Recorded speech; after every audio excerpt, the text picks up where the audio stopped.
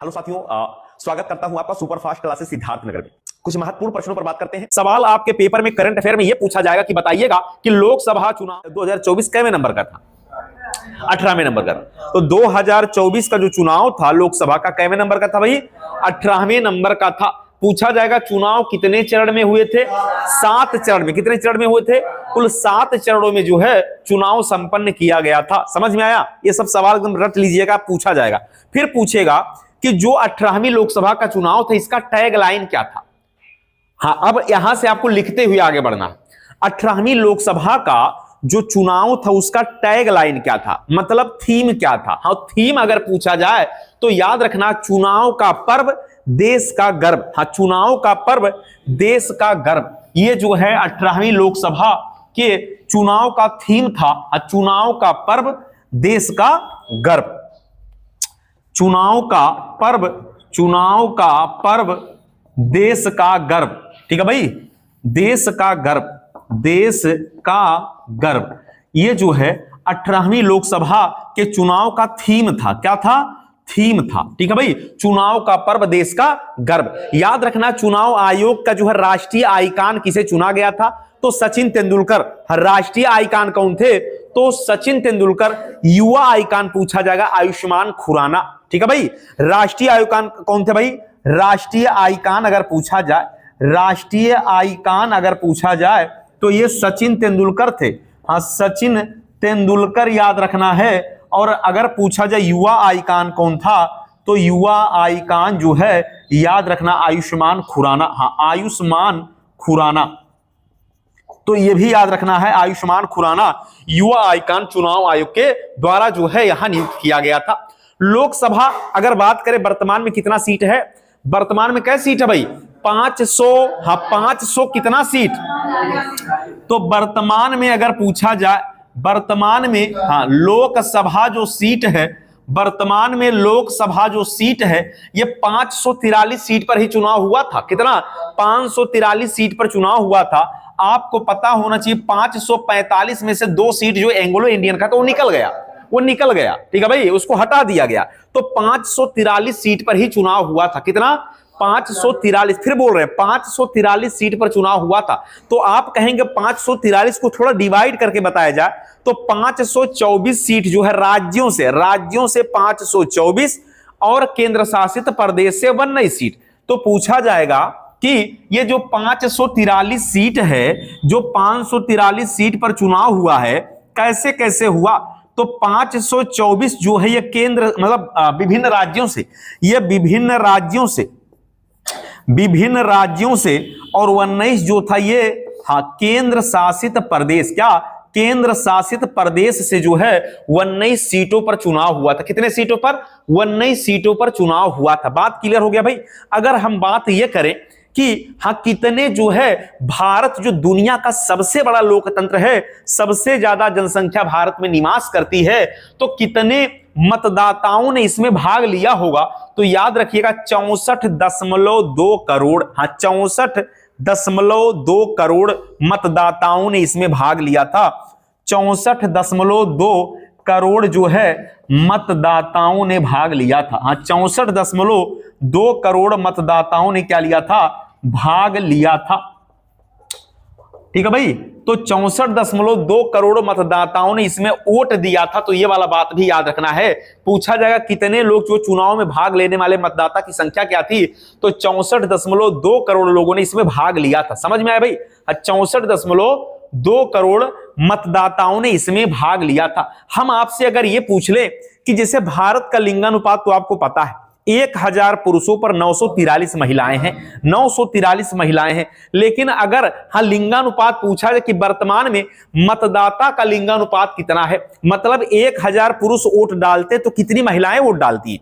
हाँ, सवाल थोड़ा घुमा के पूछेगा कि मतदाता लिंगानुपात कितना? 948। याद रखना है मतदाता लिंगानुपात, तो मतदाता लिंगानुपात जो है याद रखना है 948। हाँ, 1000 पुरुषों पर 948 महिलाएं जो है वोट डालती हैं, ये वाला बात याद रखना है। हाँ, 948 जो है ये मतदाता लिंगानुपात है। पूछा जा सकता है कि उत्तर प्रदेश मतलब भारत की बात की जाए, पर उत्तर प्रदेश नहीं, भारत में 18वीं लोकसभा में कितने परसेंट वोट डाला गया था, कितना परसेंट मतदान हुआ था? तो 65.79%।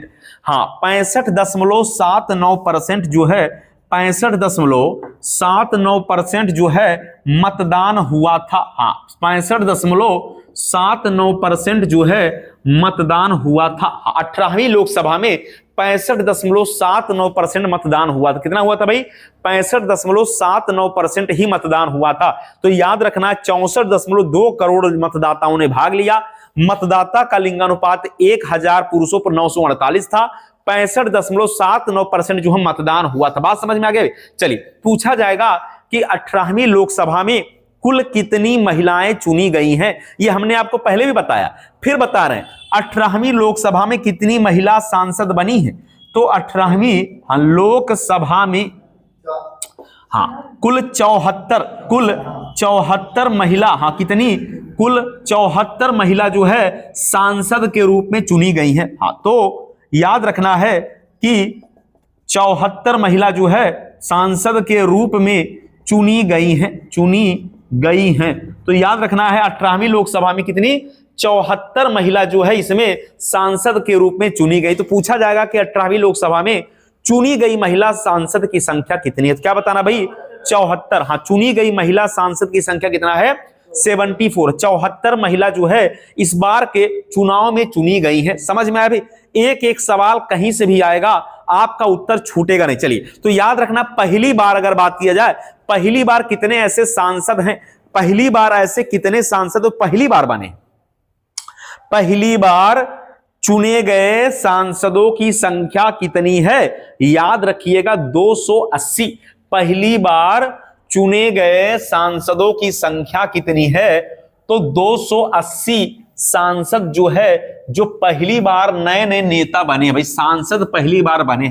तो पहली बार सांसद बनने वाले, अब पूछा जाएगा कि लोगों की संख्या, तो 280 जो है जो पहली बार क्या बने हैं? सांसद बने हैं। हाँ, तो याद रखना है, पहली बार सांसद जो है 280 लोग बने हैं। याद रखिएगा, महत्वपूर्ण सवाल है, पूछा जाएगा। फिर पूछा जा सकता है, सबसे कम वोट कहां पड़ा था? भारत में सबसे कम मतदान हुआ था बिहार में, 56%। सबसे कम मतदान बिहार में हुआ था। तो 18वीं लोकसभा में सबसे कम मतदान कहां हुआ था? तो बिहार में हुआ था, केवल 56% वोट पड़ा था। तो सबसे कम जो है मतदान कहां हुआ था? तो बिहार में केवल 56% वोट पड़ा था। पूछा जा सकता है कि किस शहर में सबसे ज्यादा नोटा का प्रयोग किया गया था? नोटा माने हम किसी को वोट नहीं देंगे, तो नोटा का प्रयोग जो है अगर पूछा जाए, नोटा का सर्वाधिक प्रयोग हुआ था इंदौर में। नोटा का सर्वाधिक प्रयोग कहां हुआ था भाई? तो सबसे ज्यादा प्रयोग इंदौर में हुआ था। नोटा का प्रयोग सबसे ज्यादा कहां हुआ था भाई? तो इंदौर में हुआ था। याद रखिएगा, प्रधानमंत्री के रूप में नरेंद्र मोदी जी ने शपथ कब लिया था? तो 9 जून 2024 को। 9 जून 2024 को याद रखिएगा, 9 जून 2024 को प्रधानमंत्री ने शपथ लिया था भाई। तो प्रधानमंत्री ने शपथ कब लिया था? तो प्रधानमंत्री ने शपथ लिया था, याद रखना है ये बात, कि 9 जून 2024 को प्रधानमंत्री ने शपथ लिया था। कब लिया था भाई? 9 जून 2024 को। प्रधानमंत्री के शपथ ग्रहण समारोह में कितने देश के राष्ट्राध्यक्ष शामिल थे? प्रधानमंत्री के शपथ में कितने देश के राष्ट्राध्यक्ष थे? तो याद रखें, 7 देश के 7 देश के राष्ट्राध्यक्ष शामिल थे। 7 देश के राष्ट्राध्यक्ष शामिल थे मोदी जी के शपथ ग्रहण समारोह में। कितने? 7 जो है, याद रखें, 7 देशों के राष्ट्राध्यक्ष शामिल थे। बात किया जाए 18वीं लोकसभा के चुनाव में कुल कितनी पार्टियां चुनाव लड़ी थी? कितनी पार्टियों ने भाग लिया था? 18वीं लोकसभा के चुनाव में कुल कितनी पार्टियों ने भाग लिया था? 41 पार्टियों ने भाग लिया था। याद रखना है, हम मोदी जी के शपथ में कितने देश के लोग शामिल थे भाई? 7 देश के राष्ट्राध्यक्ष शामिल थे। मोदी जी ने शपथ कब लिया भाई? 9 जून 2024 को शपथ लिया। 7 देश के, इसमें क्या 7 देश के राष्ट्राध्यक्ष इसमें शामिल थे। कितने? 7 देश के राष्ट्राध्यक्ष इसमें शामिल थे। समझ में आया भाई। शपथ हुआ था 9 जून 2024 को, प्रधानमंत्री जी ने शपथ लिया था। आपने देखा बीजेपी को बम्पर जो है 240 सीट प्लस गठबंधन के साथ आप देखें 293 सीटों के साथ मोदी जी ने यहां पर शपथ ग्रहण किया था 9 जून 2024 को। 7 देशों के जो है राष्ट्राध्यक्ष इसमें शामिल थे।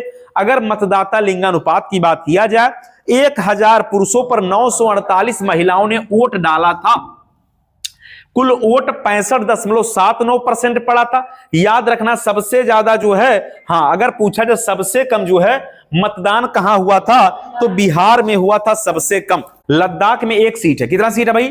लद्दाख में केवल 1 सीट। तो याद रखना अगर पूछा जाए कि लद्दाख, याद रखिएगा लोकसभा चुनाव में लद्दाख में केवल 1 सीट है और लद्दाख में किसी पार्टी के नेता को वहां के लोगों ने नहीं जिताया, बल्कि एक निर्दलीय जो है, निर्दलीय हाजी हनीफ, क्या नाम था? हाजी हनीफ। तो पूछा जाएगा लद्दाख की एकमात्र सीट पर कौन जीता था, तो हाजी हनीफ। लद्दाख की एकमात्र सीट पर कौन जीता, तो लद्दाख की एकमात्र सीट पर जो है लद्दाख की एकमात्र सीट पर हाजी हनीफ।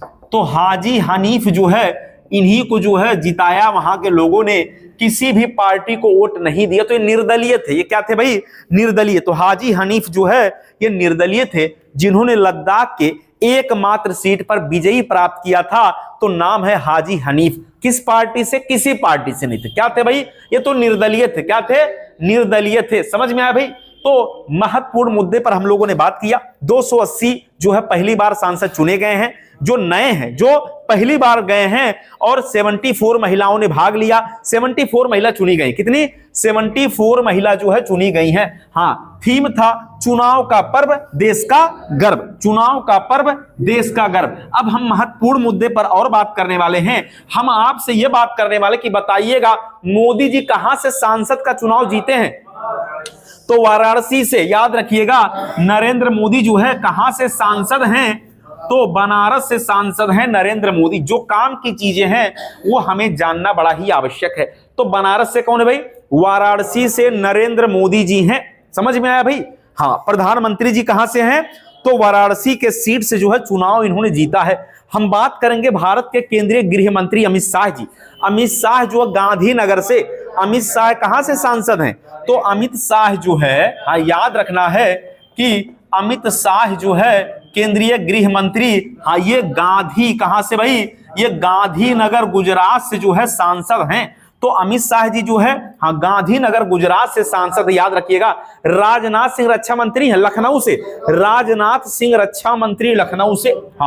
तो याद रखना भाई राजनाथ सिंह जो है ये रक्षा मंत्री इस समय लखनऊ से। याद रखना इनका संसदीय क्षेत्र क्या है? लखनऊ है। अगर पूछा जाए अमेठी से कौन था, तो किशोरी लाल शर्मा। अमेठी से किशोरी लाल शर्मा। अमेठी से कौन है भाई? तो अमेठी से याद रखना है किशोरी लाल शर्मा। किशोरी लाल शर्मा। पूछा जाएगा रायबरेली से कौन जीता? राहुल गांधी। राहुल गांधी रायबरेली से। राहुल गांधी जो है कहां से? रायबरेली से। तो याद रखना है रायबरेली से राहुल गांधी। याद रखिएगा आपको कंगना रणावत का याद रखना है। कंगना रणावत जो फिल्म अभिनेत्री है वो भी सांसद बन गई मंडी से। कहां से? मंडी हिमाचल प्रदेश में पड़ता है। तो कंगना जो है कंगना रनावत जो है ये मंडी हिमाचल प्रदेश से सांसद हैं। कंगना रनावत कहां से भाई? मंडी हिमाचल प्रदेश से सांसद हैं। अयोध्या से कौन जीता था भाई? अयोध्या से तो अयोध्या अवधेश। क्या नाम है भाई? अवधेश प्रसाद। तो अयोध्या से अगर पूछा जाए तो अयोध्या से अवधेश। याद रखना है अवधेश प्रसाद जो है ये अयोध्या से चुनाव जीत गए थे। अवधेश प्रसाद कहां से भाई?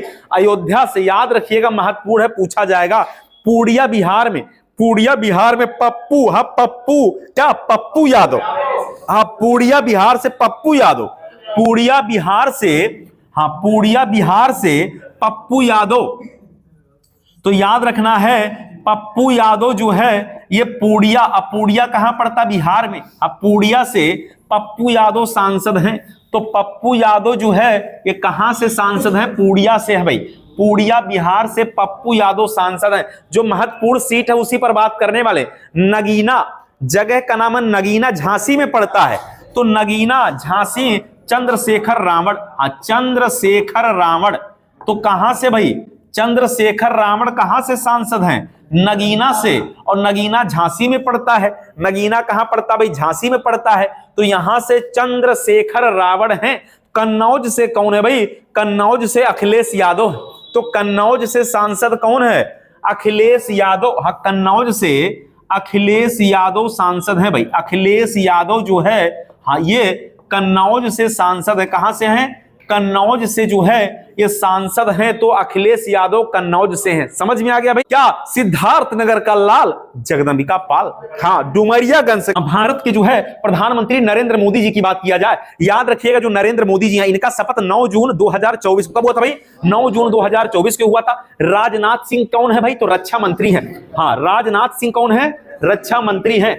बात समझ में आए भाई? तो जो हमारे कैबिनेट मिनिस्टर है उनका नाम भी याद रखना है। तो राजनाथ सिंह रक्षा मंत्री हैं। अमित शाह क्या है? गृह मंत्री। हाँ, अमित शाह जो है क्या है? तो केंद्रीय गृह मंत्री हैं। हाँ, केंद्रीय गृह मंत्री के साथ सहकारिता मंत्री भी हैं।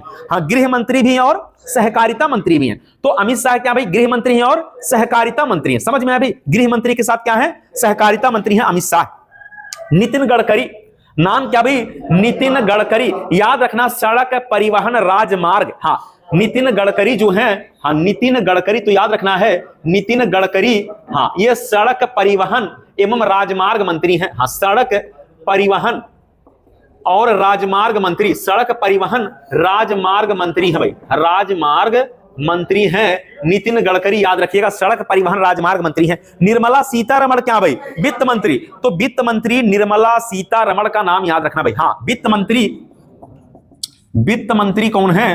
तो निर्मला, हाँ, निर्मला सीतारमण। हाँ, निर्मला सीतारमण ये हैं। और यही निर्मला सीतारमण जीएसटी परिषद के अध्यक्ष भी हैं। यही जीएसटी परिषद की क्या है? अध्यक्ष भी हैं। हम पूछा है स्वास्थ्य मंत्री कौन है? जेपी नड्डा। स्वास्थ्य मंत्री कौन है भाई?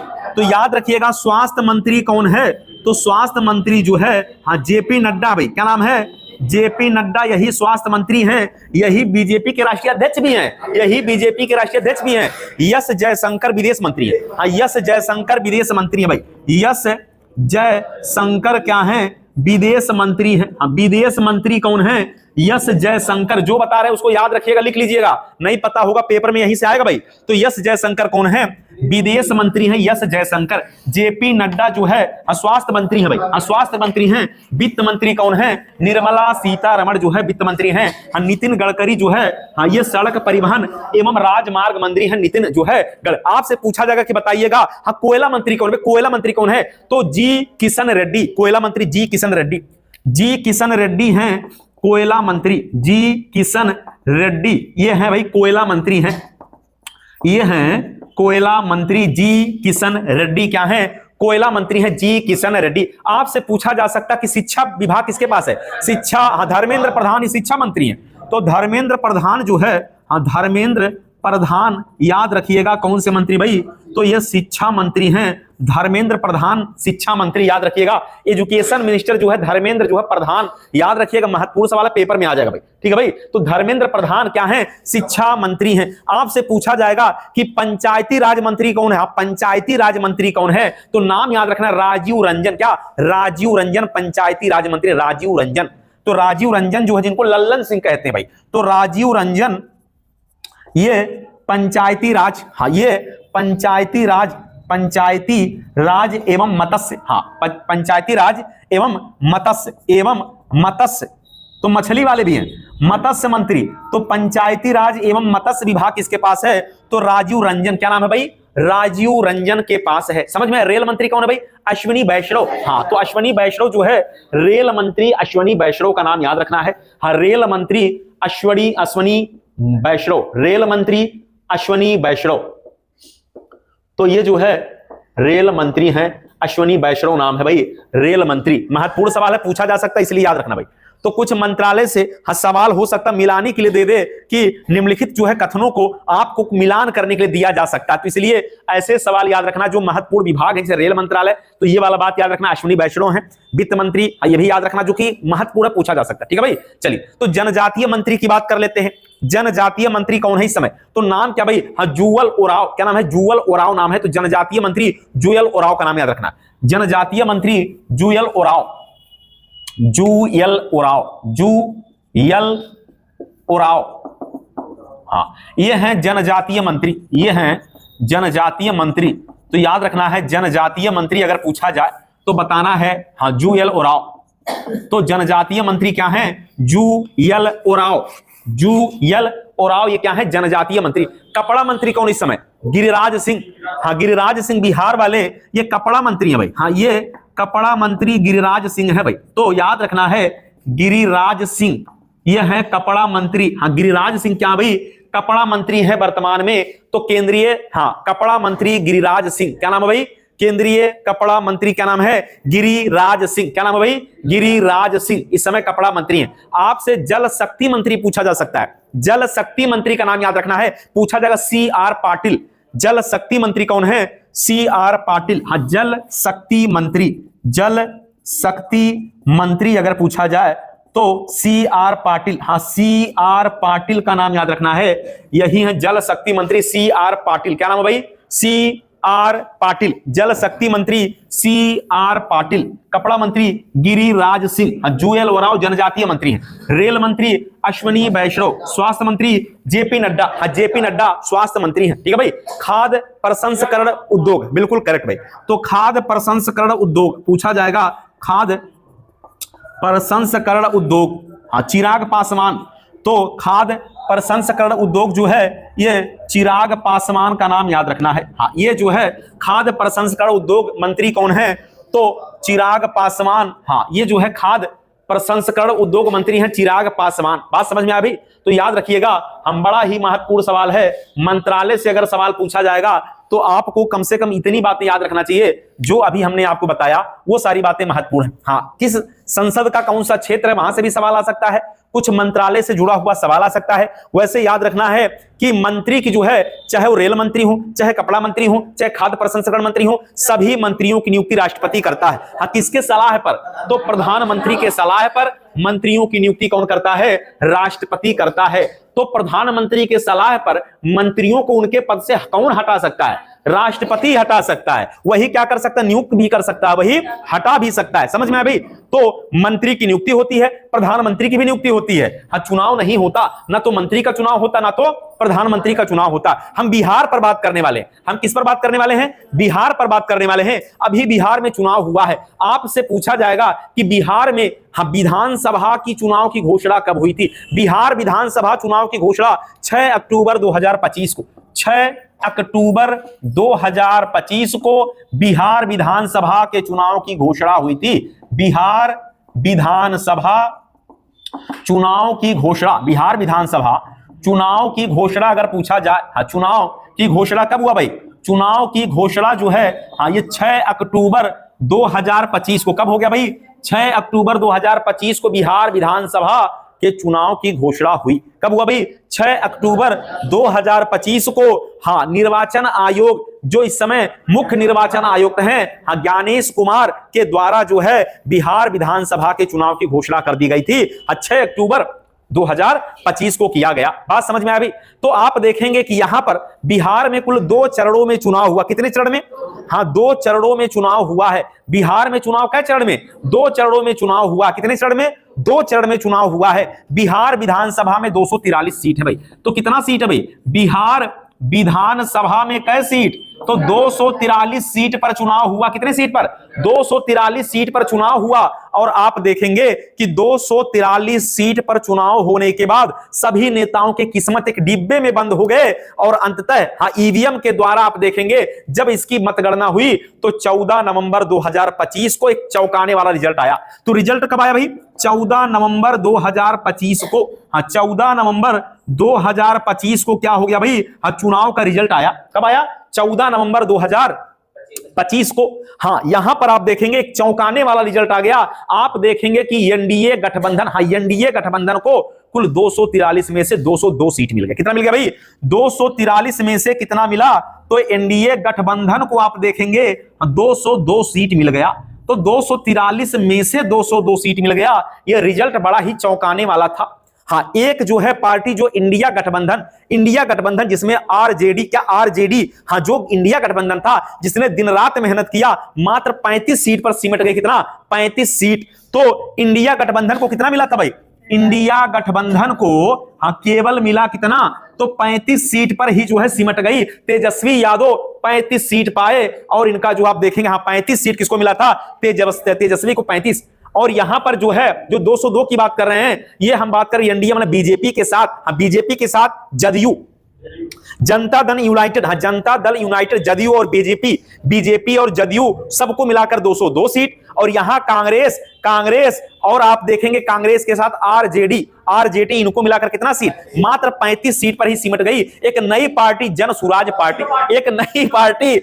सुराज पार्टी जिसके राष्ट्रीय अध्यक्ष प्रशांत किशोर जी को मात्र 0 सीट पर जो ही संतोष करना पड़ा। तो जन सुराज पार्टी को कितना? मात्र 0 सीट मिला है। जन सुराज को कितना मिला? मात्र 0 सीट मिला। समझ में आया भाई? आप देखेंगे बिहार के अंदर, हाँ यहां पर एनडीए गठबंधन को कितना मिला? 202 सीट। आपको इंडिया गठबंधन को कितना मिला? 35 सीट। जन सुराज को मिला 0 सीट। अन्य पार्टियों को मिला 6 सीट। कितना मिला भाई? 6 सीट। अन्य पार्टी को 6 सीट मिला है। बात क्लियर हुआ भाई? अन्य पार्टी को कितना मिला? महज 6 सीट। तो ऐसे जो है बिहार का जो चुनाव था 243 सीटों पर चुनाव जो है, जिसका रिजल्ट 14 नवंबर 2025 को बिहार का जो है रिजल्ट आया। और आप देखेंगे कि एक ऐसे व्यक्ति ने जिसने बिहार में क्या रिकॉर्ड बना दिया, कोई लोकल रिकॉर्ड नहीं, राष्ट्रीय रिकॉर्ड बना दिया। तो राष्ट्रीय रिकॉर्ड बनाने वाले नेता का नाम है नीतीश कुमार। क्या नाम है भाई? नीतीश कुमार, जेडीयू, हाँ नीतीश कुमार जेडीयू पार्टी से 10वीं बार मुख्यमंत्री बनकर एक राष्ट्रीय रिकॉर्ड बनाया नीतीश कुमार ने। कई बार? 10 बार मुख्यमंत्री, हाँ 10 बार मुख्यमंत्री बने। कौन? नीतीश कुमार 10 बार मुख्यमंत्री बनकर क्या किया? एक राष्ट्रीय रिकॉर्ड बनाने का काम किया। बिहार में फिर से एक बार किसकी पार्टी है भाई? तो आपको याद रखना है एनडीए, क्या एनडीए गठबंधन, जिसमें जेडीयू प्लस बीजेपी और अन्य जो है सभी लोग मिलकर जो है आप देखेंगे तो एनडीए का नेता चुना गया यहां पर बिहार में। कौन? तो नीतीश कुमार, जो किस पार्टी से हैं? जेडीयू पार्टी से। भाई नीतीश कुमार 10 बार मुख्यमंत्री बनकर क्या इतिहास रचने का काम किया है नीतीश कुमार। चलिए, तो अब हम बात करने वाले हैं भारत के परिप्रेक्ष्य में बात करने वाले हैं। जैसे हम आपको बता दें कि हाँ भारत में पहला प्रोटोकॉल राष्ट्रपति का होता, किसका होता भाई? भारत में पहला प्रोटोकॉल राष्ट्रपति का होता है। राष्ट्रपति द्रौपदी मुर्मू, फिर से सुनिएगा, राष्ट्रपति द्रौपदी मुर्मू जो है ये 15वें नंबर की राष्ट्रपति हैं। कितने नंबर की? 15वें नंबर की। तो हाँ पहला प्रोटोकॉल किसका होता? राष्ट्रपति का। कितने नंबर की? 15वें नंबर की। हाँ उपराष्ट्रपति कौन है? सीपी राधाकृष्णन। हाँ सीपी राधाकृष्णन कितने नंबर के? 15वें नंबर के। फिर सुनिएगा, हाँ अगर भारत के प्रधानमंत्री की बात करें मोदी जी की, कितने नंबर? 15वें नंबर। तो सब 15, राष्ट्रपति 15 नंबर के हैं, उपराष्ट्रपति 15 नंबर के हैं और प्रधानमंत्री का भी क्या है अगर देखा जाए तो ये भी कितने नंबर के हैं? तो 15वें। तो राष्ट्रपति द्रौपदी मुर्मू जो है ये भारत के राष्ट्रपति और कितने नंबर? 15। उपराष्ट्रपति सीपी राधाकृष्णन कितने नंबर? 15। मोदी जी का भी जो है आप देखेंगे तो कितना हो जाएगा? 15। अभी हम बात करें भारत के हाँ सुप्रीम कोर्ट की बात करने वाले हैं। तो मुख्य न्यायाधीश के रूप में जस्टिस सूर्यकांत शर्मा, हाँ जस्टिस सूर्यकांत शर्मा। तो याद रखना अभी भारत के मुख्य न्यायाधीश कौन है भाई? जस्टिस सूर्यकांत शर्मा। ये 53वें नंबर के भाई। तो ये 53वां जो है इनका नंबर है, याद रखना है। ये भारत के मुख्य न्यायाधीश हैं। ये भारत के मुख्य न्यायाधीश हैं। याद रखना है मुख्य न्यायाधीश को शपथ जो है राष्ट्रपति कौन दिलाता भाई? राष्ट्रपति दिलाता है। तो याद रखना है जस्टिस सूर्यकांत शर्मा ये 53वें नंबर के भारत के CGI chief justice of India के रूप में इन्होंने शपथ लिया है। 53वें नंबर के हैं। कार्यकाल जो होता है याद रखना है सुप्रीम कोर्ट के जज का कार्यकाल होता 65 साल। कितना होता भाई? 65 साल होता है। न्यूनतम कोई एज नहीं होता, अधिकतम 65 साल होता है। 65 साल में ही रिटायर होते हैं। और एक चीफ जस्टिस ऑफ इंडिया का जो वेतन होता है याद रहे 2,80,000 रुपया महीना। कितना मिलता भाई? 2,80,000 रुपया महीना मिलता है।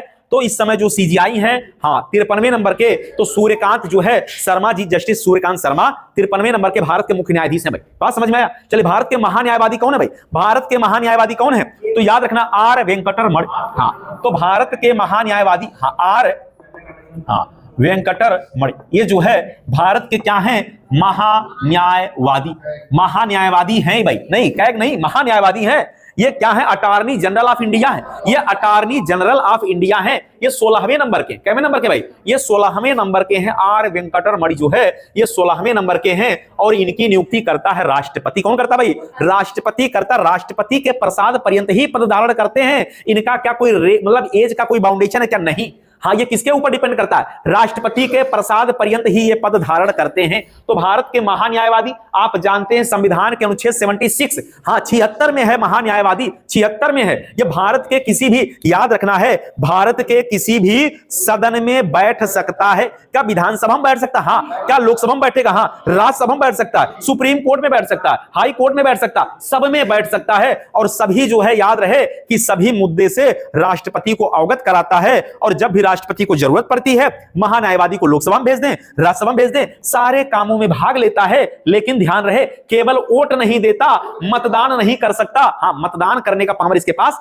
नहीं है, लेकिन किसी भी सदन में भाग लेने का पावर इसके पास है। समझ में आ गया भाई? तो आर वेंकटरमणि इनको नियुक्त करता है राष्ट्रपति। हटाता कौन है? राष्ट्रपति। महान्यायवादी कहा जाता है इनको। ये अंग्रेजी में अटॉर्नी जनरल ऑफ इंडिया, मतलब महान्यायवादी, मतलब न्याय के सबसे बड़े जानकार हैं। हाँ, क्या नाम है भाई? तो याद रखना है, आर वेंकटरमणि का नाम याद रखना। समझ में आया भाई? चलिए हम फिर से बात करने वाले भाई राज्यसभा के सभापति के रूप में। हाँ, फिर बात करेंगे राज्यसभा के सभापति कौन है? तो याद रखिएगा, राज्यसभा के सभापति तो सीपी राधाकृष्णन है। अरे वही भारत के उपराष्ट्रपति हैं। तो राज्यसभा के सभापति, हाँ याद रखना है, राज्यसभा के सभापति या अध्यक्ष जो होता है वो उपराष्ट्रपति होता है।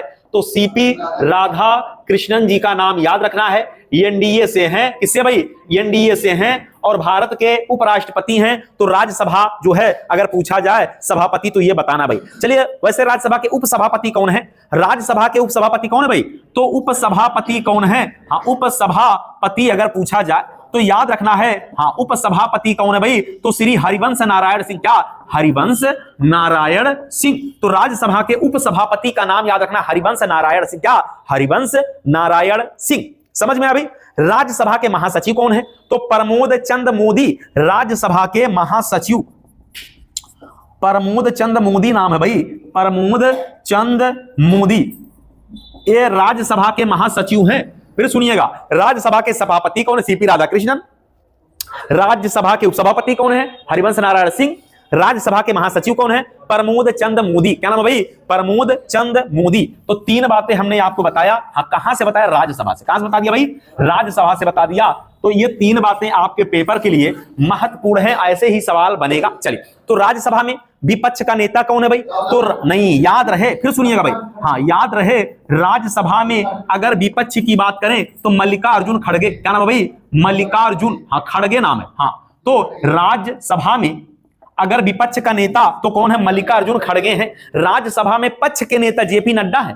हाँ, जेपी नड्डा पक्ष में है और विपक्ष में मल्लिकार्जुन खड़गे कांग्रेस से है भाई। तो अगर पूछा जाए कि राज्यसभा में, हाँ राज्यसभा में कि पक्ष का नेता कौन है, तो याद रखना जेपी नड्डा। क्या नाम है भाई? जेपी नड्डा, जो स्वास्थ्य मंत्री है। क्या है भाई? स्वास्थ्य मंत्री ही, याद रखना यही है। समझ में आया? क्लियर हो गया भाई? चलिए, अब हम बात करेंगे कि अभी चल रहा है कैवा लोकसभा? 18वीं लोकसभा के अध्यक्ष कौन है?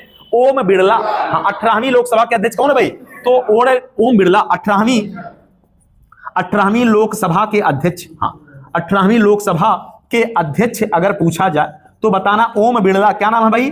ओम बिरला। हाँ, ओम बिरला जो है ये 18वीं लोकसभा के अध्यक्ष हैं। ओम बिरला 18वीं लोकसभा के अध्यक्ष हैं ओम बिरला। अच्छा, लोकसभा में विपक्ष का नेता कौन है? राहुल गांधी। लोकसभा में विपक्ष का नेता कौन है भाई? राहुल गांधी। अगर पूछा जाए तो लोकसभा में क्या है? विपक्ष के नेता। लोकसभा में विपक्ष के नेता अगर पूछा जाए तो विपक्ष के नेता यहां हो जाएंगे राहुल गांधी, जो है विपक्ष में हैं। और आप जानते ही हैं लोकसभा में मोदी जी। क्या? मोदी जी। पक्ष में मोदी जी, विपक्ष में कौन है भाई? तो राहुल गांधी। अच्छा, लोकसभा के महासचिव कौन है? उत्पल कुमार सिंह। लोकसभा के महासचिव उत्पल कुमार सिंह। लोकसभा के महासचिव, लोकसभा के महासचिव कौन है? तो याद रखना उत्पल कुमार सिंह। हाँ, उत्पल कुमार सिंह नाम है। उत्पल कुमार सिंह। उत्पल कुमार सिंह ये लोकसभा के महासचिव है।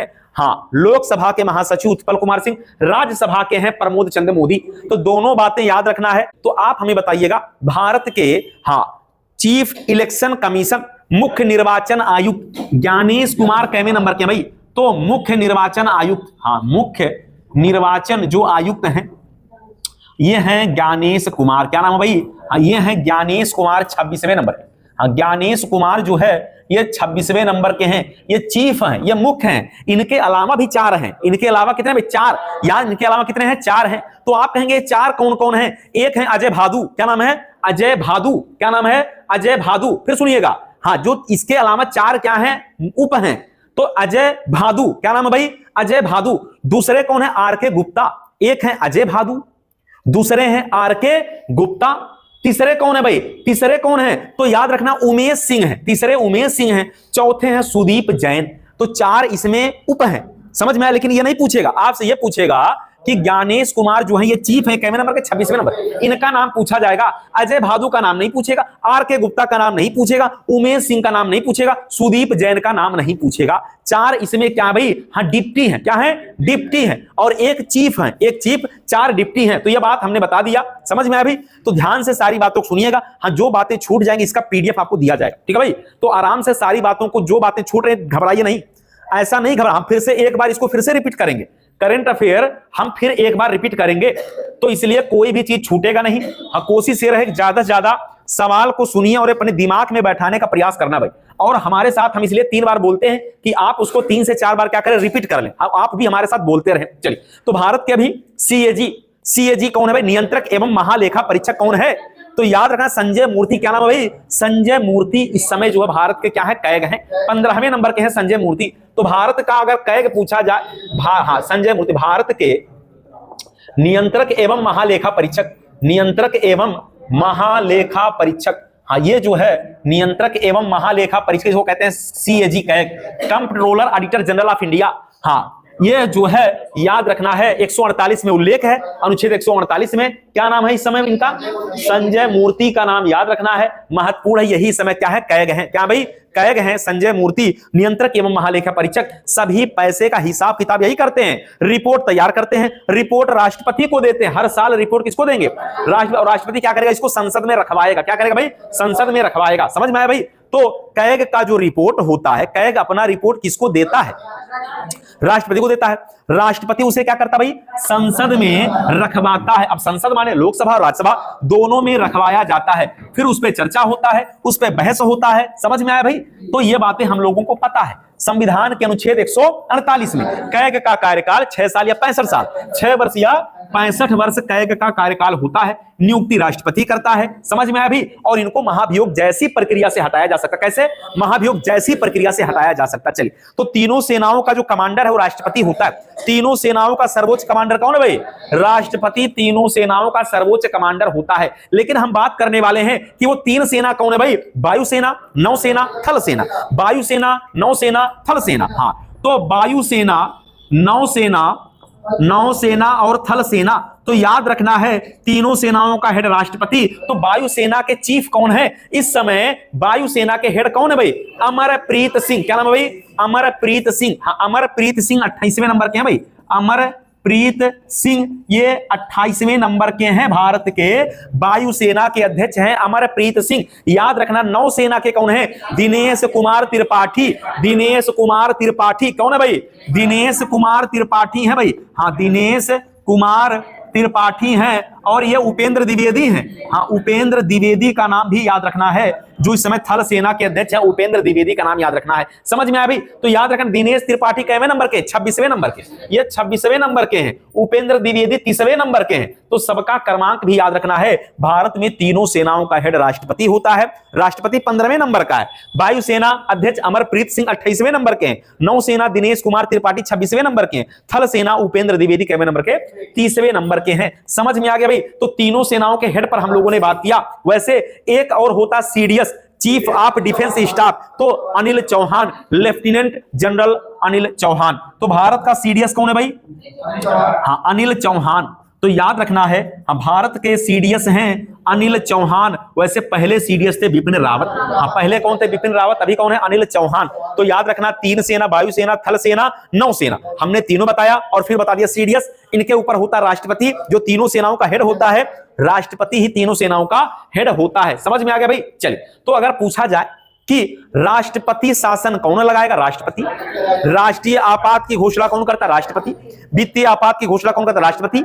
सबकी घोषणा कौन करेगा? राष्ट्रपति। समझ में आया भाई? तो याद रखना है कि जब तीनों सेनाओं की एक साथ में बैठक होती है, जब भारत के अंदर कभी जो है इमरजेंसी, राष्ट्रीय आपात जैसी स्थिति बनती है, तो तीनों सेनाओं के अध्यक्ष एक साथ बैठते हैं, राष्ट्रपति अध्यक्षता करता है, तब मामला कुछ क्या हो जाता भाई? गंभीर हो जाता। क्या हो जाता भाई? गंभीर हो जाता, कुछ बड़ा होने वाला होता है। क्लियर हो गया? तो वायुसेना अध्यक्ष की नियुक्ति कौन करेगा? राष्ट्रपति। वायुसेना अध्यक्ष को शपथ कौन दिलाएगा? राष्ट्रपति। नौसेना अध्यक्ष की नियुक्ति कौन करेगा? राष्ट्रपति। नौसेना अध्यक्ष को शपथ कौन दिलाएगा? राष्ट्रपति। थल सेना अध्यक्ष को जो है नियुक्ति राष्ट्रपति, शपथ कौन दिलाएगा? राष्ट्रपति। सीडीएस की नियुक्ति कौन करेगा? राष्ट्रपति। शपथ कौन दिलाएगा? राष्ट्रपति। समझ में आया? और सबसे ऊपर कौन रहेगा? राष्ट्रपति। क्लियर हो गया? तो ये तीनों सेनाओं के बारे में हम लोगों ने चर्चा कर दिया।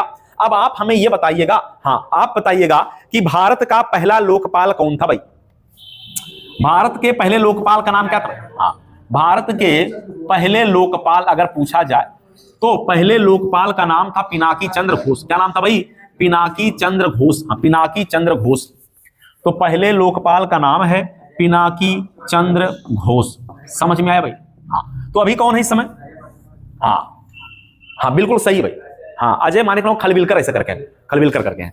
तो भारत के पहले लोकपाल का नाम याद रखिएगा, पिनाकी चंद्र घोष। और पहले सीडीएस का नाम याद रखना है, बिपिन रावत। बिपिन रावत जी थे। समझ में आया? चलिए, तो भारत का कैबिनेट सचिव कौन है? भारत का कैबिनेट सचिव जो आईएएस रैंक का अधिकारी होता है, कैबिनेट सचिव इस समय कौन है भाई? तो नाम याद रखिएगा, लिख लीजिए, भारत का कैबिनेट सचिव टीबी सोमनाथन। टीबी सोमनाथन।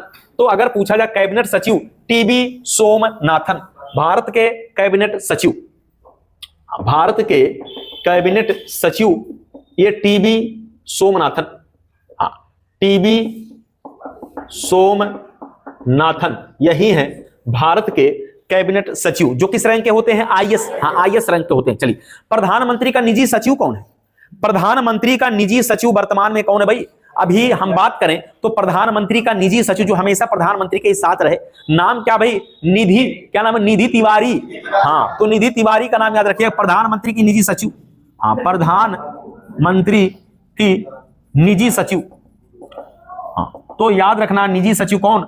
निधि तिवारी। निधि तिवारी। तो याद रखिएगा, निजी सचिव की बात करेगा तो कौन हो जाएगा भाई? निधि तिवारी। ये प्रधानमंत्री के कौन है भाई? निजी सचिव हैं। अगर पूछा जाए कि भारत के विदेश सचिव कौन है? भारत के विदेश सचिव का नाम क्या है? तो विदेश सचिव कौन? मिस्री हैं, विक्रम मिस्री। विदेश सचिव विक्रम मिस्री। भारत के विदेश सचिव, भारत के विदेश सचिव विक्रम मिस्री नाम है। विक्रम मिस्री नाम है भाई। क्या नाम है? विक्रम मिस्री। भारत के विदेश सचिव विक्रम मिस्री का नाम याद रखिएगा भाई। विक्रम मिस्री भारत के विदेश सचिव हैं, विक्रम मिस्री। क्लियर हो गया भाई? विदेश सचिव विक्रम मिस्री हैं। अब जैसे आपको भारत के राष्ट्रीय सुरक्षा सलाहकार कौन है भाई?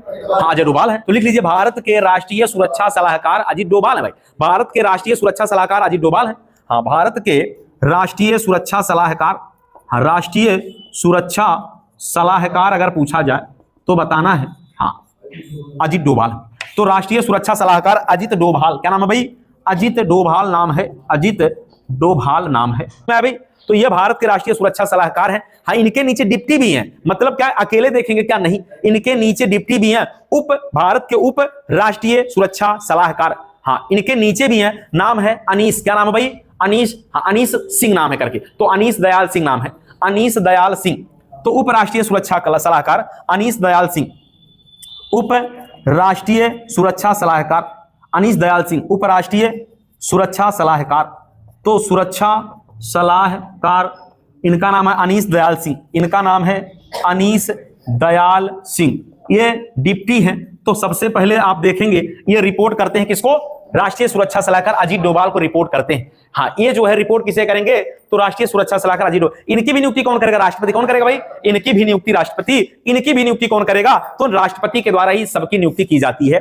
ये ऐसे जो पोस्ट होते हैं, ये भारत के सुरक्षा को लेकर बड़ा ही क्या होता है भाई? बहुत ही महत्वपूर्ण होता है। और ये सभी लोग हमारे देश के सुरक्षा में लगे हुए हैं, तब जाकर हम खुले चैन में सांस ले पाते हैं। समझ में आ गया भाई? तो इनका रोल क्या? बड़ा अहम रोल होता है। ठीक है भाई? इसके अलावा कुछ गुप्तचर एजेंसियां हमारे देश में हैं, जैसे रा है, रिसर्च एनालिसिस विंग, जैसे एनआईए है, हाँ नेशनल इन्वेस्टिगेशन एजेंसी है, जैसे आईबी है, इंटेलिजेंट ब्यूरो है। समझ में आया भाई? तो कुछ ऐसी एजेंसियां हैं जो भारत की सुरक्षा में लगी हुई हैं और हमें सारी चीजें दिखाई नहीं देती हैं, लेकिन वो हमारे सुरक्षा में क्या भाई लगे हुए हैं। तो सबसे पहले बात करेंगे हम सीबीआई। सबसे पहले हम सीबीआई की बात करेंगे। सीबीआई के महानिदेशक का नाम आप लिख लीजिए, अगर नहीं पता है तो याद रखिएगा, परवीन सूद नाम है। हाँ, सीबीआई के हेड कौन है भाई? तो सीबीआई के महानिदेशक का नाम है परवीन सूद। परवीन सूद जो है ये सीबीआई के चीफ है। परवीन सूद कौन है भाई? सीबीआई के चीफ हैं, परवीन सूद नाम है। केंद्रीय जांच ब्यूरो क्या कहते हैं भाई? केंद्रीय जांच ब्यूरो। केंद्रीय जांच ब्यूरो, परवीन सूद का नाम याद रखिएगा। समझ में आया भाई? आपसे पूछा जा सकता है सीआईसी, ये सीआईसी क्या होता है? ये सीआईसी क्या होता है? मुख्य सूचना आयुक्त हैं सीआईसी। हाँ, मुख्य सूचना आयुक्त नाम है सीआईसी। ये क्या भाई? सीआईसी, ये इनको कहते हैं मुख्य सूचना आयुक्त। भारत के मुख्य सूचना आयुक्त हैं। समझ में आ गया भाई? इन्हीं की जिम्मेदारी होती है, जब आरटीआई के आप सूचना मांगेंगे तो भारत स्तर पर कौन है? सीआईसी, हीरालाल समारिया। हीरालाल समारिया, तो सीआईसी है मुख्य सूचना आयुक्त हीरालाल समारिया। हीरालाल समारिया ये हैं सीआईसी। बात समझ में आ भाई? हाँ, तो आप देखेंगे इनका रोल क्या होता है भाई? बड़ा ही महत्वपूर्ण होता है। हाँ, सेंट्रल इंफॉर्मेशन काउंसिल, ये सेंट्रल इंफॉर्मेशन, केंद्रीय सूचना, मतलब भारत में अगर कोई सूचना आपको चाहिए तो इनसे आप मांग सकते हैं, ये सूचना आपको उपलब्ध कराएंगे। आईबी की बात करें, के हेड कौन है? तपन कुमार डेका। आईबी के हेड है तपन कुमार डेका। तपन कुमार डेका, तो ये हो जाएंगे आईबी के हेड तपन कुमार डेका। इंटेलिजेंट ब्यूरो, भारत के अंदर काम क्या भाई? भारत के अंदर इनका काम होता है भारत के अंदर सभी जो है मुद्दे पर खुफिया जानकारी को इकट्ठा करना और सरकार को सचेत करना कि ऐसा कोई हिंसा ना होने पाए, उस पर कंट्रोल करना इनकी जिम्मेदारी होती है। हम रा की बात करेंगे, रिसर्च एनालिसिस विंग की बात करेंगे। पराग जैन है, रा के हेड है पराग जैन। तो याद रखना है पराग जैन जो है ये रिसर्च एनालिसिस विंग। तो हाँ, रिसर्च एनालिसिस विंग जो गुप्तचर विभाग, हाँ विदेशों में काम करता। क्या? विदेश मतलब भारत के बाहर इनकी नियुक्ति होती है। ये भारत के बाहर और ये भारत के अंदर। हाँ, ये भारत के अंदर आईबी, भारत के बाहर होता है रा, रिसर्च एनालिसिस विंग। समझ में आ भाई? हाँ, एक है एनआईए। एनआईए सदानंद, हाँ सदानंद इस समय है हेड। तो जो एनआईए होता है ये आतंकवादी गतिविधियों से निपटने के लिए होता है। एनआईए सदानंद बसंत दाते। एनआईए, हाँ याद रखना, सदानंद बसंत दाते। सदानंद बसंत दाते, क्या नाम है भाई? सदानंद बसंत दाते। जब, हाँ याद रखना है, कभी हमारे देश के ऊपर क्या हो जाए भाई? आतंकवादी हमला, जैसे ताज अटैक या कोई आतंकवादी गतिविधि हो जाए। हाँ, 26 नवंबर 2008, वाह भाई कमाल हो गया। तो एनआईए जो है याद रखिएगा, ये आतंकवादियों से निपटने के लिए बनाया गया है। एनआईए हमने आपको पहले ही बताया है, ये 2008 में, कब बना भाई? 2008 में एनआईए बना है। तो 2008 में किसके लिए? आतंकवादियों से निपटने के लिए। किससे? आतंकवादियों से निपटने के लिए बनाया गया। बात समझ में आ भाई? चलिए, एक होता है एनसीबी। एनसीबी क्या होता है भाई? Narcotics control bureau. NCB narcotics control bureau. तो एनसीबी अगर पूछा जाए, ये नारकोटिक्स है भाई, नारकोटिक्स कंट्रोल ब्यूरो। हाँ, कंट्रोल ब्यूरो के हेड कौन है इस समय? ये नारकोटिक्स के अभी कौन है भाई? अनुराग गर्ग नाम है। क्या नाम है? अनुराग गर्ग। अनुराग गर्ग का नाम याद रखिएगा, पूछा जाएगा तो अनुराग गर्ग का नाम याद रखिएगा। अनुराग गर्ग जो है इस समय एनसीबी के हेड हैं। हाँ, एनसीबी माने तो राष्ट्रीय या नेशनल नारकोटिक्स कंट्रोल ब्यूरो, ये नारकोटिक्स वाले हैं भाई। तो अनुराग गर्ग नाम है। हम ईडी की बात करने वाले। ईडी, जो संपत्ति आपके पास ज्यादा रहेगा, आय से ज्यादा संपत्ति रखने पर ईडी छापा मारेगा, जिसको कहते हैं निदेशक प्रवर्तन निदेशालय। हाँ, निदेशक प्रवर्तन निदेशालय जिसको कहते हैं ईडी। ईडी निदेशक प्रवर्तन निदेशालय। हाँ, निदेशक प्रवर्तन निदेशालय। तो याद रखना है इसके हेड कौन है? ये ईडी इस समय कौन है भाई? तो नाम है नवीन। क्या नाम है भाई? नवीन। हाँ, राहुल नवीन नाम है। राहुल नवीन जो है ईडी के हेड है, राहुल नवीन। राहुल नवीन जो है ये ईडी के हेड हैं, राहुल नवीन। क्या नाम है भाई? राहुल नवीन। अगर आय से अधिक संपत्ति आपके पास है तो आप पकड़ा जाएंगे भाई। राहुल नवीन को जो है याद रखिएगा, इनके द्वारा छापा मार दिया जाएगा। समझ में आया? चलिए, अब बात करने वाले सीवीसी, सेंट्रल विजिलेंस कमीशन। हाँ, सेंट्रल विजिलेंस कमीशन मतलब कोई भी अधिकारी घूस लेगा तो सीवीसी के द्वारा पकड़ा जाएगा भाई। तो प्रवीण कुमार श्रीवास्तव, सीवीसी। हाँ, सीवीसी प्रवीण कुमार श्रीवास्तव, इसको कहते हैं विजिलेंस। तो central vigilance commission, Praveen Srivastava, central vigilance commission. Vigilance commission तो इस समय है, क्या नाम है भाई, श्रीवास्तव भाई, प्रवीण श्रीवास्तव ना, हाँ प्रवीण श्रीवास्तव। तो प्रवीण श्रीवास्तव का नाम याद रखना है, प्रवीण कुमार श्रीवास्तव। सीबीसी मतलब अगर पुलिस पैसा ले ले घूस तो पकड़ेगा कौन, सीबीसी। सीबीआई के लोग पैसा ले कौन पकड़ेगा, सीबीसी पकड़ेगा। पुलिस के पीछे पुलिस, पुलिस के पीछे पुलिस, प्रवीण श्रीवास्तव याद रखिएगा। इस समय कौन है भाई, प्रवीण श्रीवास्तव है। तो महत्वपूर्ण पॉइंट है, पूछा जा सकता है कि भारत का सीबीसी कौन है, सेंट्रल विजिलेंस कमीशन कौन है, तो प्रवीण श्रीवास्तव। कार्यकाल 4 साल या 65 साल। फिर सुनिएगा, कार्यकाल सीबीसी का 4 साल या 65 साल, 4 साल या 65 साल होता है कार्यकाल। समझ में आया भाई। तो ये कुछ ऐसे प्रमुख अधिकारी हैं हमारे देश के जो आप देखेंगे कि हर मुद्दे, हर मोर्चे पर मोर्चा संभालने का काम करते हैं। अब हम बात करने वाले हैं एनएसजी। ये एनएसजी क्या होता भाई, राष्ट्रीय सुरक्षा गार्ड। एनएसजी के हेड हैं बी श्रीनिवासन। एनएसजी के हेड कौन है, बी श्रीनिवासन। एनएसजी के हेड हैं बी श्रीनिवासन, बी श्रीनिवासन। इसको कहते हैं राष्ट्रीय सुरक्षा गार्ड, राष्ट्रीय सुरक्षा गार्ड। ये किसके साथ होंगे भाई, वाह भाई वाह। हाँ, तो राष्ट्रीय सुरक्षा गार्ड जो होते हैं, हाँ ये प्रधानमंत्री की सुरक्षा में लगे होते हैं। ये कमांडो ही तो है भाई, यही तो कमांडो हैं। एनएसजी कमांडो जो होते हैं, इन्हीं को ब्लैक कमांडो कहते हैं। हाँ आप देखेंगे तो प्रधानमंत्री के पीछे जो है, जो खड़े होते हैं वो एनएसजी वाले होते हैं। ठीक है भाई। इनके हाथ में एक बैग टाइप का सूटकेस होता है, हाँ, जो मौका पड़ने पर क्या करता भाई, वो बंदूक की गोली को रोकने का काम करेगा। ठीक है ना भाई, वो विस्फोटक को जो है रोकने का काम करता। तो प्रधानमंत्री के पीछे एनएसजी कमांडो लगे होते हैं। समझ में आया भाई, क्लियर हो गया। चलिए अब हमें बताइएगा कि वर्तमान में बीएसएफ का हेड कौन है। वर्तमान में बीएसएफ का हेड इस समय कौन है, नाम क्या भाई, दलजीत सिंह। क्या नाम है, दलजीत सिंह चौधरी। बीएसएफ का हेड दलजीत सिंह चौधरी, बीएसएफ के महानिदेशक। हाँ, तो दलजीत सिंह चौधरी, दलजीत सिंह चौधरी, हाँ दलजीत सिंह चौधरी बीएसएफ के महानिदेशक। हेडक्वार्टर दिल्ली में है, याद रहे। हाँ हेडक्वार्टर दिल्ली में है भाई बीएसएफ का। समझ में आया, हेडक्वार्टर कहां रहेगा भाई, दिल्ली के अंदर रहेगा। गलत नहीं करना है, बड़ा ही महत्वपूर्ण पॉइंट है भाई। हाँ हेडक्वार्टर दिल्ली में है बीएसएफ का। हाँ एसएसबी का हेडक्वार्टर भी दिल्ली में है, सीआरपीएफ का भी दिल्ली में है, सीआईएसएफ का भी दिल्ली में है। अरे सबका दिल्ली में, सबका दिल्ली। ठीक, बिल्कुल करेक्ट। तो बीएसएफ का जो है महानिदेशक दलजीत सिंह चौधरी बीएसएफ के हेड हैं। तो कुछ ऐसी जो है एजेंसियां हैं, उनको भी याद रखना है जो ऐसे ही सवाल पेपर में पूछा जाए। चलिए अभी सीआरपीएफ का हेड कौन है, सीआरपीएफ का हेड ज्ञानेंद्र प्रताप सिंह। हाँ सीआरपीएफ के हेड ज्ञानेंद्र प्रताप सिंह, सीआरपीएफ के महानिदेशक। तो ज्ञानेंद्र प्रताप सिंह, हाँ ज्ञानेंद्र प्रताप सिंह, ज्ञानेंद्र प्रताप सिंह यही सीआरपीएफ के हेड हैं। हाँ central reserve police force, CRPF के हेड ज्ञानेंद्र पुलिस, जो ज्ञानेंद्र जो है प्रताप सिंह जो सीआरपीएफ के हेड है। ठीक है भाई। चलिए एसएसबी की बात कर लेते हैं। हाँ एसएसबी की बात करने वाले हैं तो संजय सिंघल है। एसएसबी के हेड कौन है, संजय सिंघल। एसएसबी के हेड, हाँ के महानिदेशक, तो संजय सिंघल का नाम याद रखना है। संजय सिंघल, हाँ यही एसएसबी के हेड हैं इस समय। एसएसबी के हेड सशस्त्र सीमा बल जो है, याद रखना है। हाँ क्या नाम है भाई, तो संजय सिंघल। क्या नाम है, संजय सिंघल। तो इनका भी नाम याद रखना है। अभी हम होमगार्ड पर बात करने वाले हैं। तो होमगार्ड का हेड कौन है भाई इस समय, हाँ होमगार्ड का हेड कौन है। अगर पूछा जाए होमगार्ड के महानिदेशक का क्या नाम है, तो विवेक श्रीवास्तव। भाई होमगार्ड के निदेशक कौन है, विवेक श्रीवास्तव। होमगार्ड के निदेशक कौन है भाई, तो होमगार्ड अगर पूछा जाए कि निदेशक, हाँ विवेक श्रीवास्तव का नाम याद रखना है, विवेक श्रीवास्तव।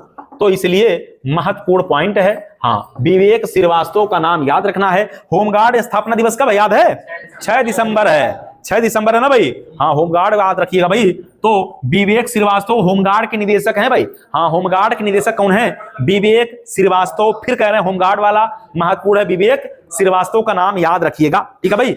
तो ऐसे कुछ जो है, चाहे वो सीआरपीएफ हो, हाँ एसएसबी हो, बीएसएफ हो, होमगार्ड हो, ऐसे पेपर में सवाल छप जाता है। तो इसलिए कुछ ऐसे पोस्ट हैं जिस पर बैठने वाले व्यक्ति का नाम आपको हमेशा याद होना चाहिए। क्लियर हो गया। हम आईटीबीपी की भी बात कर लें। आईटीबीपी का हेड इस समय कौन है, प्रवीण कुमार नाम। आईटीबीपी के हेड प्रवीण कुमार, आईटीबीपी के हेड हैं प्रवीण कुमार। आईटीबीपी के महानिदेशक प्रवीण कुमार। हाँ आईटीबीपी के महानिदेशक तो ये है प्रवीण कुमार। ठीक है भाई। तो ये हो जाएंगे प्रवीण कुमार, आईटीबीपी के हेड हैं इस समय प्रवीण कुमार। क्या नाम है, प्रवीण कुमार आईटीबीपी के हेड हैं। हाँ तो आपको याद होना चाहिए इंडो तिब्बत पुलिस फोर्स है। हाँ, इंडो तिब्बत पुलिस फोर्स की बात हो रही है भाई, इंडो तिब्बत पुलिस फोर्स की बात हो रही है। तो पहाड़ी क्षेत्रों में इनकी नियुक्ति होती कहां होता है भाई?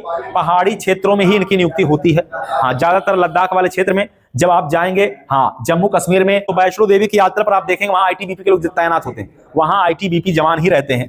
तो याद रखिएगा, महत्वपूर्ण है, पूछा जा सकता है भाई, ठीक है। तो इसके अलावा एनसीसी की बात कर लिया जाए। एनसीसी का हेड कौन है भाई? एनसीसी का हेड कौन है? वीरेंद्र वत्स नाम है। एनसीसी के महानिदेशक वीरेंद्र वत्स, एनसीसी के महानिदेशक वीरेंद्र वत्स। हाँ, तो याद रखना है, वीरेंद्र वत्स का नाम याद रखना है। यही एनसीसी के हेड हैं, वीरेंद्र वत्स नाम है। हाँ, तो एनसीसी की स्थापना बताइए कब हुआ भाई? एनसीसी स्थापना थोड़ा देख लीजिए तो। हाँ, दिमाग में आया तत्काल आंदा इस पार काम करिए। अरे भाई ऐसे बता दीजिए भाई। हाँ, 16 जुलाई 1948। वाह, 16 जुलाई 1948, ठीक। तो महानिदेशक वीरेंद्र वत्स का नाम याद रखिएगा। इस समय एनसीसी के हेड यही है, ठीक है भाई। चलिए अब हम आरपीएफ की बात करने वाले हैं। आरपीएफ में पहली महिला आई है, पहली महिला निदेशक आरपीएफ में कौन बनी है? कौन मिश्रा है भाई? हाँ, सोनाली मिश्रा है क्या? हाँ, यही तो है सोनाली मिश्रा। तो आरपीएफ की पहली महिला निदेशक लिख लीजिएगा, आरपीएफ की पहली महिला महानिदेशक सोनाली मिश्रा।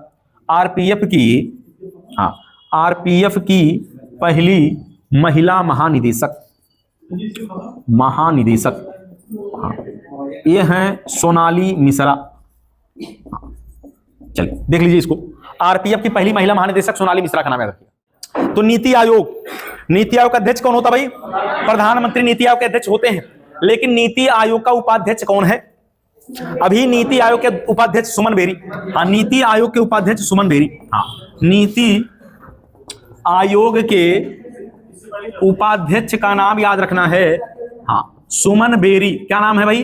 अभी सुमन बेरी का नाम याद रखना है। अध्यक्ष हमेशा प्रधानमंत्री होते हैं। उल्लेख कभी संविधान में इसका नहीं है। यह असंवैधानिक है, नहीं, ये गैर संवैधानिक। क्या भाई?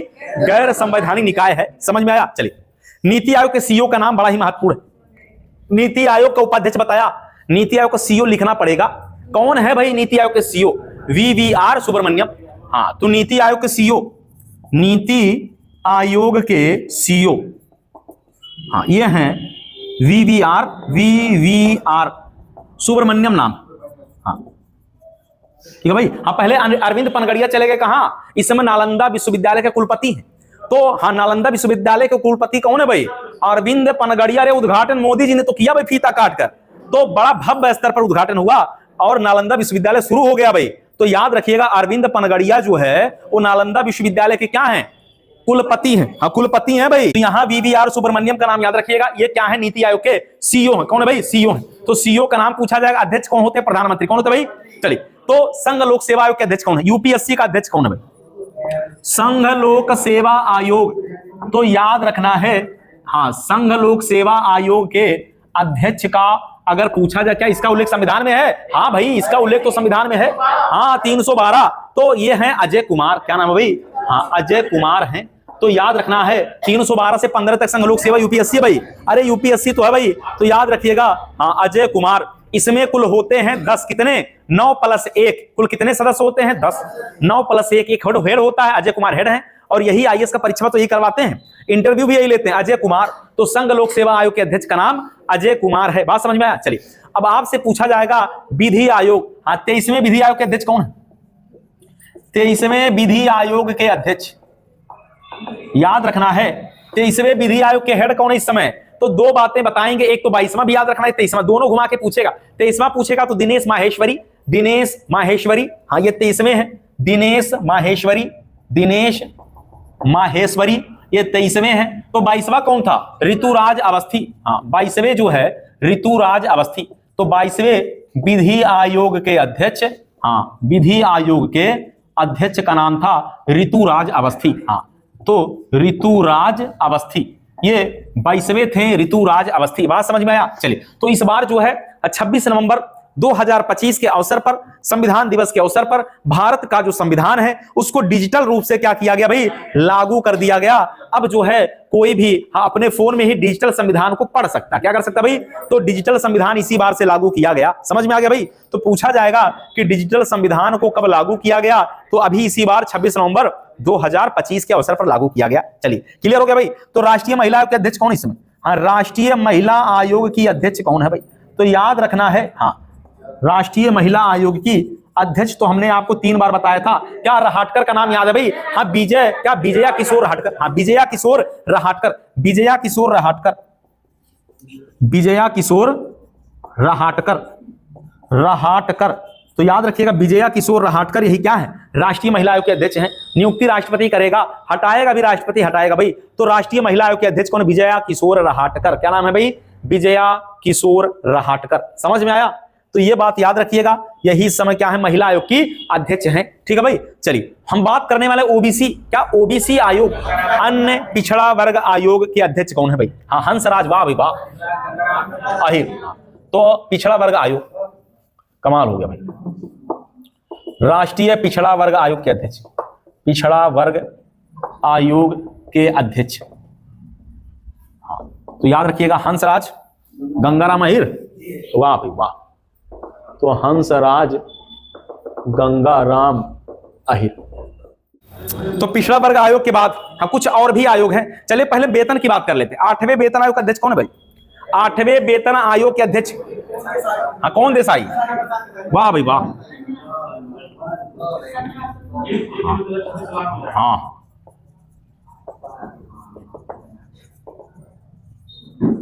तो रंजना प्रकाश देसाई, जस्टिस रंजना प्रकाश देसाई। हाँ, ये महिला है और ये जस्टिस मतलब जज। तो हाँ, तो ये जो है इन्हीं की अध्यक्षता में नियुक्त किया गया है, रंजना प्रकाश देसाई। इनको बताना है कि कैसे जो है कर्मचारियों के वेतन में किस तरह से वृद्धि की जाएगी, और आप देखेंगे इसका परिणाम 1 जनवरी 2026 को क्या कमाल हो जाएगा भाई। जबरदस्त जो उछाल देखने को मिलेगा।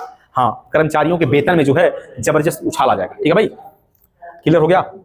चल, हाँ, रंजना प्रकाश देसाई का नाम याद रखना। हाँ, 7वें प्रकाश रंजना प्रकाश देसाई। हाँ, एक मात्र 7वें। चलिए, तो वर्तमान में भारत के, चलिए हाँ, लोकपाल तो अभी आपको याद रखना क्योंकि महत्वपूर्ण पूछा जाएगा। हाँ, अजय मानवीर खालविलकर करके नाम है, तो लिख लीजिएगा। ये आपको लोकपाल याद रखना है। क्या नाम है? अजय मानिक राव खानविलकर, अजय मानिक राव खानविलकर करके यहाँ है, इनका नाम रखिएगा, लिख लीजिएगा। वैसा अजय मानिक राव ही याद रखेंगे तभी कोई दिक्कत नहीं है। ठीक है भाई। तो भारत के लोकपाल में पहला हमने बताया पिनाकी चंद्र घोष। तो अब हम बात करेंगे राष्ट्रीय अल्पसंख्यक आयोग के अध्यक्ष। हाँ, राष्ट्रीय अल्पसंख्यक आयोग के अध्यक्ष कौन है भाई? राष्ट्रीय अल्पसंख्यक आयोग के अध्यक्ष, राष्ट्रीय अल्पसंख्यक आयोग के अध्यक्ष, चलिए, तो नाम है सरदार इकबाल सिंह रामपुरा। यही ना भाई? अरे हाँ, लालपुरा यही है, इकबाल सिंह है भाई, तो लिख लीजिएगा। हाँ, सरदार इकबाल सिंह लालपुरा, सरदार इकबाल सिंह लालपुरा। हाँ, सरदार इकबाल सिंह लालपुरा। हाँ, इकबाल सिंह लालपुरा।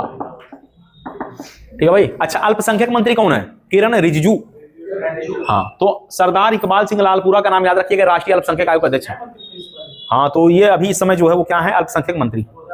हाँ, इकबाल सिंह लालपुरा, नाम है सरदार इकबाल सिंह लालपुरा। तो अनुसूचित जाति आयोग के अध्यक्ष कौन है भाई?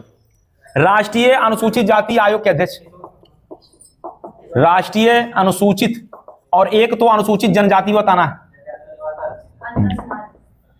और दोनों बातें बता देना है।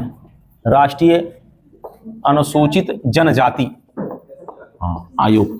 तो हाँ, कुछ जो है बातें ऐसा है, जो कुछ ऐसे लोग बैठे उस पद पर, तो उनका नाम ही याद रखें। जैसे पूछेगा राष्ट्रीय अनुसूचित जाति, तो क्या हो जाएगा भाई? किशोर मकवाना। हाँ, किशोर मकवाना।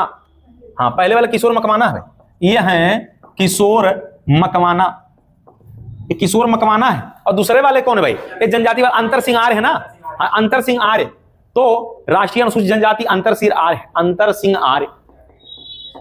ठीक है भाई, अंतर सिंह आर्य। तो याद रखिएगा, किशोर मकवाना जो है एससी वाले हैं, एसटी वाले अंतर सिंह आर्य नाम है। ठीक, अंतर सिंह आर्य। ठीक है भाई। तो ये हो गया जो है राष्ट्रीय एससी आयोग, राष्ट्रीय एसटी आयोग, ओबीसी भी बता दिया, और आपको हमने बता दिया महिला आयोग भी बता दिया। तो सारी बातें हो गई क्लियर। चलिए, लेकिन अब हम बाल अधिकार पर बात कर लें, थोड़ा सा सवाल यहां से आएगा। हाँ, बाल अधिकार संरक्षण आयोग की बात करें, प्रियंका कानून को है ना। हाँ, तो लिख लीजिएगा, एक बार पहले भी शायद हम बता चुके हैं। तो राष्ट्रीय बाल अधिकार संरक्षण आयोग, राष्ट्रीय बाल अधिकार संरक्षण आयोग, राष्ट्रीय बाल अधिकार संरक्षण आयोग, संरक्षण आयोग। हाँ, इसकी अध्यक्ष है प्रियंका कानूनगो, प्रियंका कानूनगो नाम है, प्रियंका कानूनगो। तो ये है राष्ट्रीय बाल अधिकार संरक्षण आयोग के हेड प्रियंका कानूनगो। एक छूट रहा राष्ट्रीय मानवाधिकार आयोग, राष्ट्रीय मानवाधिकार आयोग लिख लीजिएगा। हाँ, तो राष्ट्रीय, हाँ ठीक है, मानवाधिकार आयोग। हाँ, राष्ट्रीय मानवाधिकार आयोग। हाँ, 1993 में बना भाई। ये डेट बहुत बार पूछेगा, 10 दिसंबर, तो याद रखिएगा। हाँ, विश्व मानवाधिकार दिवस मनाया जाता है, ठीक है भाई। इस समय कौन है? वी रामा सुब्रमण्यम है क्या? वी रामा सुब्रमण्यम। हाँ हाँ, वी, हाँ 1900, हाँ वी रामा सुब्रमण्यम। तो याद रखिएगा, ये है इस समय राष्ट्रीय मानवाधिकार आयोग के अध्यक्ष हैं। ये वही बनता है जो सुप्रीम कोर्ट से रिटायर होता है, ठीक है भाई। तो सुप्रीम कोर्ट से सेवानिवृत्त वाले ही बनते हैं। कार्यकाल याद रखिएगा कितना होता है? 70 साल। कितना होता है? 70 साल कार्यकाल है। हाँ, 3 वर्ष या 70 साल है, हमने आपको लिखवाया भी है। आपने मानवाधिकार वाला जो एक्ट पढ़ा है उसमें ये बातें हमने लिखवाया है, ठीक है भाई। तो 70 साल या 3 वर्ष या 70 साल का कार्यकाल होता है। राष्ट्रीय मानवाधिकार आयोग, सुप्रीम कोर्ट के जज जो है ज्यादातर वही बनते हैं जो सेवानिवृत्त होते हैं, तो वही इसमें जो है जाते हैं। कार्यकाल 3 वर्ष या 70 साल होता है। मानव के अधिकारों को ध्यान में रखते हुए इसे बनाया गया भाई, ठीक है। क्लियर है भाई। अब बात करिए सेबी का हेड कौन है इस समय? सेबी, सेबी जो शेयर मार्केट से जुड़ा हुआ है, सेबी का महानिदेशक कौन है भाई?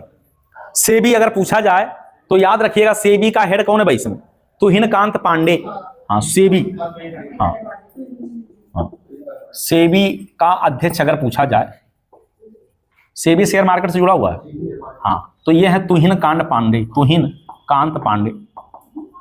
हाँ, तुहिनकांत पांडे नाम, तुहिन नाम है भाई, तुहिनकांत पांडे, सेबी।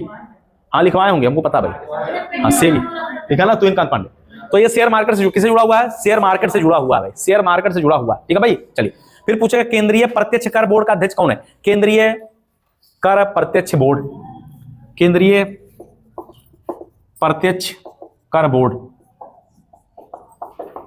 का अध्यक्ष, के अध्यक्ष। तो ये भी महत्वपूर्ण है, आ सकता है और कई बार पूछा भी गया है। तो ऐसे ही सवाल पूछा, केंद्रीय कर प्रत्यक्ष बोर्ड के अध्यक्ष कौन इस समय? तो नाम है रवि अग्रवाल। क्या नाम है? रवि अग्रवाल। रवि अग्रवाल का नाम याद रखना है, रवि अग्रवाल। अच्छा, रेलवे बोर्ड का अध्यक्ष भी पूछा जाएगा। रेलवे बोर्ड का अध्यक्ष सतीश कुमार, रेलवे बोर्ड का अध्यक्ष सतीश कुमार। हाँ, तो रेलवे बोर्ड का अध्यक्ष, रेलवे बोर्ड का अध्यक्ष सतीश कुमार, सतीश कुमार, ये रेलवे बोर्ड के अध्यक्ष है भाई। क्या नाम है? सतीश कुमार। तो रेलवे बोर्ड के अध्यक्ष सतीश कुमार। और भारत के रेल मंत्री कौन है? अश्विनी वैष्णव। हाँ, तो दोनों बातें याद रखिएगा। और जो रेलवे बोर्ड का हेड होता है वो कोई लोकल व्यक्ति नहीं होता, वो आईएएस, वरिष्ठ आईएएस होता है। क्या होता है? वरिष्ठ आईएएस रैंक का व्यक्ति होता है, ठीक है भाई।